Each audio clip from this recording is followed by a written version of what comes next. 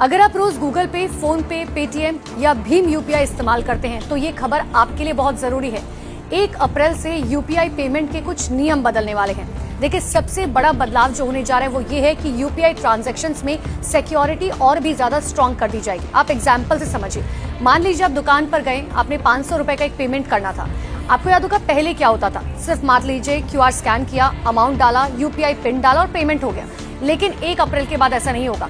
देखिए, 1 अप्रैल के बाद कई मामलों में ऐसा हो सकता है कि आप पिन डालें और फिर ऐप बोले एक्स्ट्रा वेरिफिकेशन रिक्वायर्ड, यानी कि बकायदा आपको एक ओटीपी आएगा या फिंगरप्रिंट या फेस आईडी या मोबाइल लॉक जैसी एक्स्ट्रा कंफर्मेशन देनी पड़ेगी। दूसरा एग्जांपल ये है कि अगर किसी स्कैमर को आपका मान लीजिए फोन मिल जाता है तो वो सिर्फ पिन से पेमेंट नहीं कर पाएगा जैसा पहले होता था।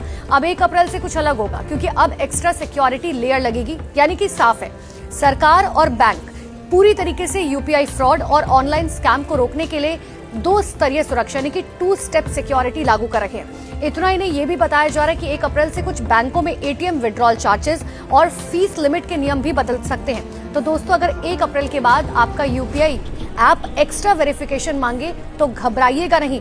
यह बदलाव सिर्फ और सिर्फ आपकी सुरक्षा के लिए है।